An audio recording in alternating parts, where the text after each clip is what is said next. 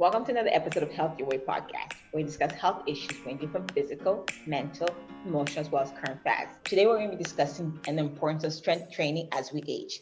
Please allow me to introduce my guest, Chris Fudge. He's a certified strength conditioning specialist with over 15 years of experience in the fitness industry as an athlete, a trainer, educator, as well as been an awarded winning personal trainer of the year across Canada. I didn't even know that existed. Okay, Chris, I didn't even know you could actually get an award like that.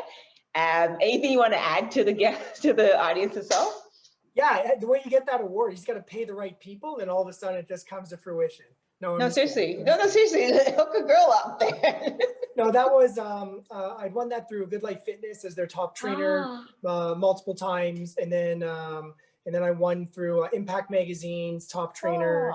And then I was a top nominee, finalist for Camp Fit Pro Fitness Professional of the Year. And in my hometown here of Ottawa, I won an award as the top trainer. So are you trying to make different things? So you are making us feel like we're not doing enough out there, Chris. No. Just pay the right people. That's no. So I really appreciate you having this conversation with me. I've been slightly not stalking you, but watching you for a while, and I think I've seen a lot of your athletes as well as the way you train. And I thought, one of the things I really found interesting was, you train different age group, and I really want to talk about people that don't think strength as they get older, they just stay with cardio or they just skip that whole process of strength training. So this is why we're having this conversation. And then before we go into it, for you, I'm asking, I guess, what is the importance of strength training based on your experience? And if people don't understand what strength training is, what does it mean? Like high level for us. Okay, so if you want to go from strength as like an athlete, it's always going to be resilient to injury. So if I'm an athlete and I compete in a sport, the stronger I am, the more unlikely I am to get injured. Okay. There's an NHL player, I'm not going to say his name. Everyone already knows about this. He's in hockey. We already got a lot of bad information. So in training camp, he was never very fit. He came in as a top prospect. Everyone's like, his fitness is garbage. His skill was very high. So in his first 5 or 6 games, he was hitting goals left and right, lots of points. Then he gets body checked and his shoulder goes out and he's out for half the season. So he wasn't very resilient to the contact of the sport, but his skill was really high.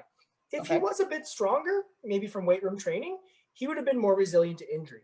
So when it comes to sport, strength is going to give you a more robust body armor so you don't get injured. LeBron James puts $1.5 million into his body every year for rehabilitation, prehabilitation, cryotherapy, nutrition, all that stuff. And he's, 34, 35, and he's still dropping 40 points in the championship game. Like, he's good. So from an athlete perspective, strength is going to let you be more resilient to injury and keep you around a little bit longer. When it comes to people who are not pro athletes, strength is going to be able to solve problems. Okay. If you have strength, if you're strong in the gym, there's not many things outside of the gym you can't do, right? Fair enough. Okay. So when you think of people who exercise versus people who don't exercise, people who don't exercise might say, I got to call my nephew or my niece come over to my house and help me move the canoe in the backyard. It's just too heavy. Or they have a cottage and they can't put the dock in. Or, they throw their back out with laundry, just basic things. People who exercise regularly in a gym, they create these robust bodies. So outside the gym, they're strong for life. So if you strength train in the gym and you get strong in the gym, you're strong for life. So that is how I kind of try to tell people, when it comes to strength, why should we strength train? You want to be better at life? I do. And I've never met anyone who was too strong. I've met a lot of people that are too weak, and everyday activities become very challenging. But I never met someone that was too strong. They grab the pickle jar and it shatters in their hands when they open. I've never met that person. So I don't think you can be too strong, but I think that a lot of people are too weak, and it actually takes their quality of life and brings it down. Where if they were stronger, they'd have a better quality of life. That's how I look at strength training. I think a lot of people may not. I think for me, listening to you, it's logical sense. I see it, but I don't think I've ever actually explained that to anybody, but I like the way you said it. And I think for to help more people, when we look at, in your experience, when you see your clients or new clients that never trained before to the ones that have trained, what is the biggest, besides strength, physically and structural wise, what's the biggest difference you see from people that have never strength training in their entire life to ones that have but stop but need to continue? Like, have you seen a range of, I think what I'm really asking is, have you seen a range between different levels of stages when they strength train or not strength train? Does that make sense? Yes. Let me see if I can put this in context. So if someone comes into the gym, they've never done exercise before. Okay. So if they've never done exercise before, they've never done strength training in general, let's say they come in and they are between the ages of 40 and 60. Okay, it's a big gap. Let's say, because these are people I deal with on a more regular basis. Between 40 and 60, never really exercised. They did maybe sport in high school, maybe some rec league stuff in their early 20s. They gave it up. Now they're coming to see me, and this is usually their goals. I want to lose some body fat because I gained a bunch of weight. I got aches and pains in my knees, my joints, my hip, my low back. I can't do activities I used to be able to do. So that's usually their goals. People who exercise regularly, the same age group, and then come to see me, their goals are different. They're like, listen, I got this big hike coming up next summer. Okay, it's going to be 20K. I did a 15 last summer. I want to push it. So they're averagely fit. They're pretty good anyway. So I say, yeah, let's get you a little bit better so you can do more things. So people who don't do exercise, people who don't do resistance training, people who don't do activities outside, they come to me with problems related to their health. I see. I get it now. People who do that stuff come to me with goals of taking their health to another level. I think I'm so used to seeing. That's a broad statement. So that's a broad statement, but that is kind of who I would deal with under those two parameters.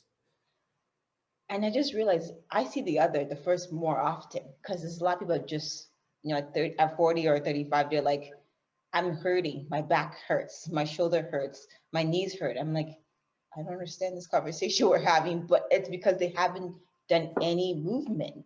And I think, in your own personal experience or even your professional experience, at what age, or if any, should really people start strength training before the age of 40? Like, I'm thinking there's got to be like back in, you got to start young. Yeah, so I'll just rewind you a little bit there. Sure. Just to explain things. So I said, you want to be an athlete and be robust, lift weights. If you want to be better in life, lift weights. And you say, what kind of people do I deal with? Let's just rewind a little bit and address one area of strength training, like the science behind it. Sure. Sarcopenia, loss of muscle mass, starts to happen usually after late 20s, early 30s. So we start losing muscle mass, we go down. People will say, well, it's because I'm getting older, I've got kids, it's my hormones. I mean, it's just because I'm getting older. What I hear is the activities that you used to do, you stopped doing. And now you're losing muscle mass. So you need to maintain or increase your muscle mass so sarcopenia doesn't happen. Because sarcopenia, the loss of muscle mass, amplifies every decade. So like 20 to 30 might go down like 2%. Okay. 30 to 40 might go down 4%. 40 to 50 might go down 8%. 50 to 60 might go down 12%. So you see, it's a compound effect. Every decade you don't do resistance training, you lose more muscle mass. And muscle is what keeps your skeleton strong and robust. I'm not saying we all got to be bodybuilders, but you got to have some meat on you. That keeps you going. So if you're not doing any strength training, it's going to catch up on you. Because as we get older, we stop doing rec league stuff. We got snowfall last couple of days. Walk out on my street. Everyone on my street's got the snowblower out. I'm like, there's a foot of snow, like shovel, right? Everyone's got the snowblower. They got worry-free to get rid of the snow. I'm like, do some activity and you don't need it. And I have a snowblower, but I still shovel because it's a way I can still do a little something. So from a sarcopenia standpoint, resistance training will prevent it and will keep you more robust long-term. So when should someone do any type of strength training? When should they start? When they start exercising. I don't think there's an age that says you should start at this age here. I think it's going to be beneficial for your whole life. I like that. I think in my experience, I find a lot of people are afraid of strength training, as you mentioned, as bodybuilders. They're afraid to pick up a dumbbell. They're stuck at their 2 pounds. I didn't even know 2 pounds existed. Like just literally just lifting low 2-pound dumbbells, thinking that's a lot. And they rather just do cardio and I'm just like, well, you need the muscle mass to sustain some of the stuff that you have. Mm-hmm. I'm sitting here going, okay. I really like what you're saying. And I think, for the viewers yourself, you're a father. You're also a power lifter. I've seen you power lift. That's nice. And I mentioned earlier, you do some? Is that what you said? Yeah. I dabble in it. That's what you basically say. I dabble in it. And I think also you're a business owner. I think when you mentioned earlier, you stated that a lot of people say, okay, I have kids, I'm married, or, I don't have the time, right? So how have you been able to maintain strength training for yourself? I know that you do it for a living per se, but because you're so busy, how are you able to ensure that you keep yourself fit, that others are not able to do the same thing or choose not to? Like, what is the difference? And any suggestions or advice you can offer people? Yeah. So for me personally, being super busy, I have to schedule it in. If it's not scheduled, it doesn't happen. That's it. So I learned that maybe about 5 or 6 years ago when I started getting really busy. And by the way, my kids are 4 and 6. So when I got really busy, I said, listen, I'll just get a workout in when I get done work. And then I found I was missing workouts. Okay. And I just didn't, there wasn't a normal thing for me to do to miss workouts. But I'm like, well, other things are taking priority. And it's true that they had to. If I don't feed a child, my wife's going to be really mad. So it has to take priority, right? So then I said, I look at my schedule and I schedule in my training. So I train 4 days a week. Some people are like, oh, you work in a gym, you must train 8 days. I said, no, I train 4 days a week. Well, how much do I need to train to be fit? How much are you training now? 2 times a week. Are you fit? No, let's start with 3, right? So if you do a little more than what you're already doing, you're going to get better. So for me, I've identified 4 training sessions a week is what I need to get better. I do too long, I do too short, and that's it. I get the work done. So it's in my schedule. I shut off all my distractions and I put my nose down and I just get it done. That's how it is. It's now habit for me. It's routine. Every Tuesday, you're not going to get a training session with me between 1 and 3 because that's when I'm working out. So for a client, they know that time slot's not available, right? Because it's now an ingrained habit for myself. So when I work with people, I do the same thing. We sit down, we look at their schedule, we look at their life, we block off times. And I say, hey, I'm going to be here at that time. If you don't come at that time, it's going to cost you. And all of a sudden, when you put money attached to it, they're more likely to show up as well. So I don't lose money if I don't work out, but I make other people lose money if they don't. So sometimes that works too. I like the way you put it. Okay, that's interesting. I think, wow, I'm sorry. You just give me a second. I just like the part where you said it's going to cost you. Okay, fair enough. So I was looking at I was doing some research on you, and I found that you actually created a program called Dad's Lift. Mm-hmm. And explain why.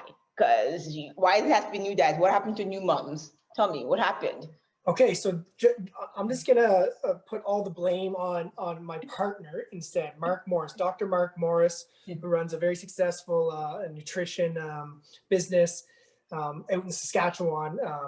Friend of mine, powerlifter. We've competed against each other, same weight class. He's a phenomenal lifter, and he just became a new dad in the last, I think, a year and a half ago or a year ago. And him and I were just chatting about it. And he's like, man, like, what do you do? Like, what do? You got 2 kids. How are you still training and all this stuff? So, well, I started making these adjustments here. I do these things here just to make sure it gets done. He's like, oh, that's good. He's like, I do this stuff here. So that's a good idea. I might actually do some of that. So that was at Nationals. And then a couple of months later, he just messaged me and he's like, hey, I got this great idea. I think there's a niche market. I think there's a small group of powerlifters who are not getting what they need when it comes to lifting. I said, what do you mean? He goes, new dads. And he says, when a man has a baby, it's different than when a woman has a baby. Okay. Hold on, calm down. I said okay. I just said okay. But the thing is, in all honesty, and it is true that when a mom has a baby, what's the priority now? The priority is going to be the baby, and then mom getting her health back, and it should be. She sacrificed 9 months, and she's going to sacrifice another few years. So getting her health back to where she wants should be the priority. Okay. That doesn't mean that dads don't go downhill as well. Okay. And they do go downhill. And this is what happens with dads. So we just literally would be like, I'm going to take a little bit of time off because I got to, help mom. I got a new baby. I'm not going to work out as much. And then we go back to the gym. Hold on. That's a good dad. That's a good dad. Okay. Take notes, fellas. Take notes. Okay, go ahead. But they'll sacrifice some of their exercise because their wife sacrificed her body. And they don't work out for a while. But what do dads do? Because I'll work with new dads all the time. And guess what? They come to me broke. They're like, yeah, I used to power lift, and then this happened, had a baby, took some time off, came back, threw my back out. Came back, hurt my knee. And I'm like, oh, okay. So there was this commonality that kept showing up. When the dads come back to the gym, there's no one holding their hand. There's no one there programming. There's no one suggesting how to go about it. So what do men do on average? We're not bright. We're not very intelligent. We got tiny brains, measure them. No, you But just we'll go into ego. the gym It's and the we'll go do ego. the exact same thing we used to do. The ego will take over. So if we used to do 20,000 pounds of volume in one training session, we're like, well, I'm rested. I've worked out for 4 weeks. Let's do it again. And what ends up happening is we're deconditioned. Okay. Our backs are probably destroyed from being in these awkward positions anyway. We're probably malnourished because we're eating on the fly to help the fam. And we're probably sleep deprived because we're getting up to help with the feedings. You know what I mean? I So understand. we come in at a much lower level than where we left, but yet we try to do the same work. And that doesn't work. So when me and Mark talked about it, we said, absolutely. So what needs to happen? We need to put a program in place that puts the brakes on for the guys. Fellas, we're not too bright. So we have a program that tells you when to stop. So this program specifically has a handful of things in there that's going to make it effective for any new dad. So first off, it's got condensed workouts for time periods. Okay. So these workouts are to be done within 45 to 60 minutes. These are short workouts from a powerlifting standpoint. Okay. But if you're thinking, well, I'm going to do a powerlifting workout in 45, 60 minutes, what can I really get done? We've got different protocols that we put in place that elicit the greatest results with the time you have. So one of the protocols we have, it's called density training or DD training. So I use DD training with a lot of my clients right now. Essentially what it is you can pick an exercise, you can pick a rep scheme, you can pick a timeline, and try to accumulate as much volume under those parameters as you can do. So an example is, let's say we want to do a quick squat session. So we're going to work up to a top set of maybe 80% for a double of squat, and then DT after for 10 minutes. Okay. So DT for 10 minutes could be sets of 5 at 65%, max amount of sets in 10 minutes. The rules are perfect form, and you must re-rack the bar. So I bang out a set of 5, I rack the bar, I get underneath, I come out, I bang out another set of 5. In 10 minutes, you might accumulate 8 to 12 sets, depending how fit you are. 8 to 12 sets. So that's 40 to 60 reps, right? That's a lot of volume. Yeah, it is. It's not a high intensity, but it's a lot of volume. And what's the biggest indicator, or sort of the biggest metric that you can track to increase strength? It's going to be volume. So if I don't have 2-3 hours to get my workouts in, I can do a DT protocol within 10 minutes and accumulate what I would have normally done over 90 minutes. And then what we do is we put the brakes on for the dads. So we pick the percents, we pick the timeline, we pick the sets or the reps. And then the second week we adjust it, and the next week we adjust it. So if you follow it, you don't go beyond. You don't let the ego take over. So that's one thing this program does, is that we take control of the ego for the guys, and we give them a system that works in a very short time period. One of the other things that we do is the program has a lot of back health stuff. Okay. So I had some training. I've gone through the McGill method, Dr. Stu McGill method, with his whole series of training for low back health. I had some private training with him through DTS Fitness Education as well, and I was one of the instructors for their low back health course. So low back is kind of something I'm not bad at. And what I've noticed from the powerlifting world is low back injuries happen all the time. Low back, knee, and shoulder are 3 big ones. So how do we put in low back protocols to keep your low back, robust and resilient? We identify which movements and how are they going to be done to give us the biggest bang for our buck. New dad, just had a baby, goes to the gym. I don't have any time to do any real training. I'm just going to try to max out my deadlift, right? That sounds that was a bit much. And then they hobble out of the gym. They're not doing any exercise to increase their extension endurance, which gets destroyed as a dad because you're always in flexion of the spine. So you're always flexed over like this. You've got no extension endurance. So in the program, we have extension endurance-based exercises. We have anti-rotation exercises to build up your core stability through rotation. And this is all endurance-based work, but it's in the program. If you get to pick, what are you going to skip? Are you going to skip bicep curls, or are you going to skip low back health? Well, obviously you'd skip low back health, get an arm pump, and walk out of the gym. So because it's in the program, people are more likely to do it if they just follow it. I spent about 2 minutes listening to you, and I can see the passion coming out of me. So I think the only thing I would want to ask is it only meant for powerlifting, or it could for new begin, or is it for people that have already powerlifted before, or could be new beginners that want to get into powerlifting that are new dads as well? So this program is directed for new dads. Yes. Based on identifying a short time period of training, based on you have a estimated 1 rep max, or your 1 RM, but we always tell everyone, your 1 RM, yeah, it's 100 pounds on squat. When's the last time you did it? 3 months ago? Okay, it's 80 pounds. You know what I mean? Okay, So I see. we modify the 1RM. So if you've never powerlifted before, you don't know your 1RM. I But see then what you're saying. there's no technique coaching through this. So this is Okay, for someone who's actually done the 3 lifts already.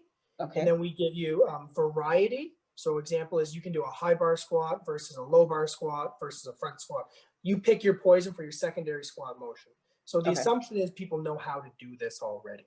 Fair Right? enough. They know how to do the lifts. We just handle the programming side of it. If somebody wanted to start from scratch with this program, they would still have to learn the movements first, because Okay. you don't want to do a DT protocol with 70% of your max when you accidentally put the wrong max in. It's not going to work out, right? If you don't know what your max is.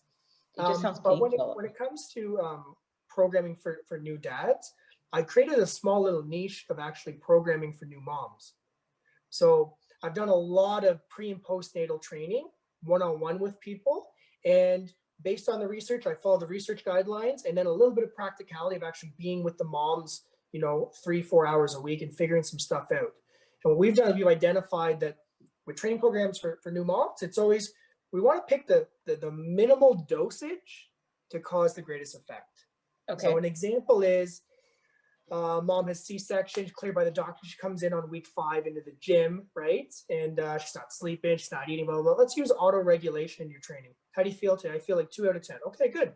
We're going to do body weight squat or a goblet squat until you Okay. start to feel fatigue in your legs. And we do a burn +2 protocol. Okay. So they're squatting, they do 8 reps, 9 reps. Oh, I feel a burn. Okay, one more, 10. So burn +2. They got to burn at 8. They did 10 reps. Great. They come in the gym 2 days later. How do you feel? Oh my goodness, my mom took the baby overnight. I slept for the first time in 6 weeks through the night. I feel like an 8 out of 10. Awesome. Burn +2 protocol. Grab the same weights. Goblet squat, they might not get a burn or fatigue sensation until rep 14 or 15. Right? So they're really fresh. So we can train them to where their freshness is. Burn +2 works, because that burn sensation is when you're actually accumulating fatigue. Okay. Some days a new mom is coming in very fatigued. Some days medium, some days high. So we can auto-regulate. And I did the exact same thing with many powerlifting moms. When we start with body weight, goblet squat, then we go to barbell. And we use the same protocol like through auto-regulation training. How do you feel today? Let's work up to this type of discomfort rather than programming numbers, because you breastfeed, you're up all night, your husband, isn't helping out, you work, like all these things, they change the game so much that you can't write out a perfect program and assume they're going to be great every day. Fair enough. I think if people were listening to you, you seem very knowledgeable in respects to what you're saying. I think it's, how would they reach out to you? Like, what platform can they reach out to you to get more of your service, or even discover more what you do? How did you find me? I think Instagram. Yes, Instagram. Great. Let's go Instagram then. That's an easy one then. I'm on Instagram at See the Fudge. The letter See the Fudge. My name's Chris Fudge, so See the Fudge. I'm also on Facebook at Chris Fudge. I have an email address. I work for Goodlife Fitness. It's christopher.fudge@goodlifefitness.com. So those are easy ways to kind of get in contact with me, get a hold of me. I give out my cell number, but no one calls me anyway, so it doesn't matter. Like, no, he's not giving out your cell phone number. He's not giving out. No one would call me. It's fine. But yeah, social media is an easy way there.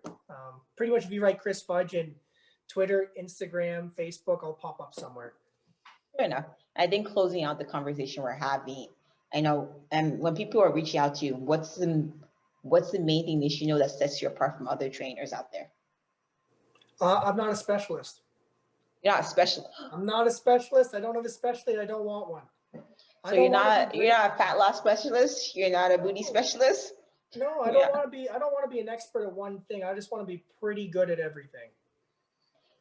I think I've heard saying that you can't be pretty good at. You can't be a master of all trades. Is it master of all trades? I think.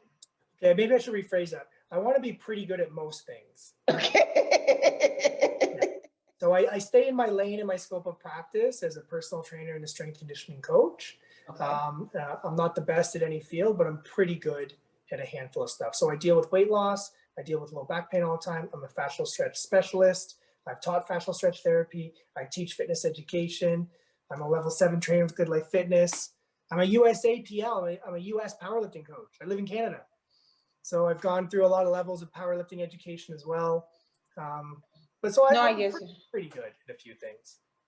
modesty is there. I see the modesty. I see the modesty is there. I think what I'm really getting from you is that, it's not about being perfect at one thing, but having a full around knowledge so you can provide your actual clients good content.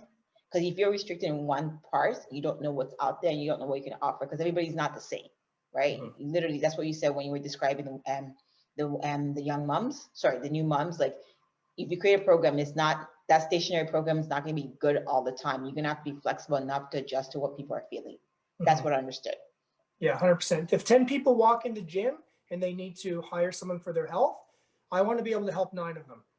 Fair and enough. I want to have a referral network for that one person where I don't have the skill set for. And I'm in Ottawa and I've got a very large referral network. So when someone needs to go see like the dietitian or the naturopath, I got my people.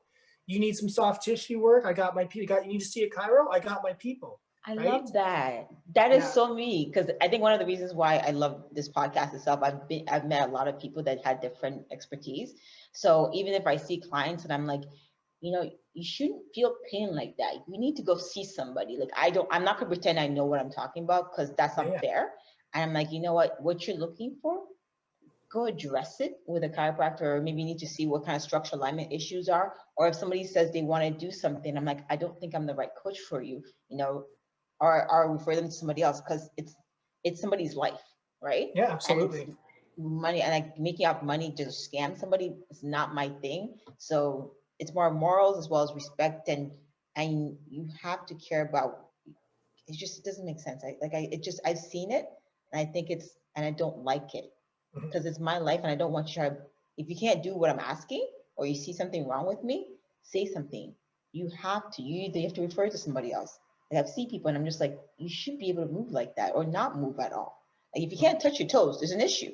There's a big issue here. I'm sorry, I'm sidetracking. I'm just looking I at always say if you can't touch your toes, bend your knee.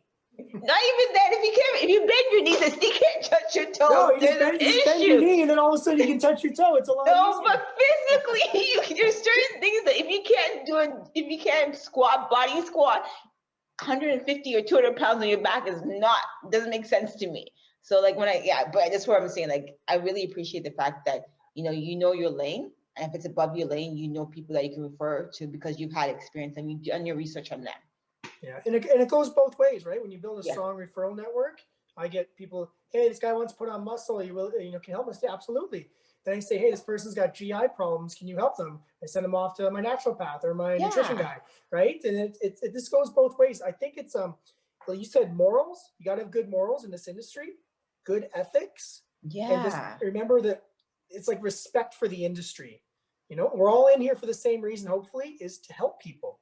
Yeah. And there's a lot of people that need help, and we're smaller. There's much less of us and much more of them. So there's a lot to go around. So as long as you build a good, strong referral network, it's a win-win both ways, always. I like that, because a lot of people give false information out there. And then when I've had clients that they've come to me, I'm like, but hasn't your trainer told you that's not the right movement structure for you? And they're like, no, I've been doing this for years. I was like, you need to go see somebody. But anyways, I'm sidetracking. And with that said, I want to say thank you for having this conversation with me. I've learned a lot. And for the new dads, but hold on, you need to be able to power lift the 3 lifts. You need to be able to do this before you go to him. But with that said, it's not only about the new dads. He is a great personal trainer. He's going to be my coach soon. So I expect good things. I demand good things. Hear that, Chris? I demand good things. Pressure's on. Thank you for joining us today on our weekly episode of Health Your Way podcast. Don't forget to subscribe, share with others, and please feel free to comment below and ask any questions on topics we discussed, as well as future topics you'd like to hear about. Have a happy and healthy week, and be sure to tune in next week for the next episode on our Health Your Way podcast.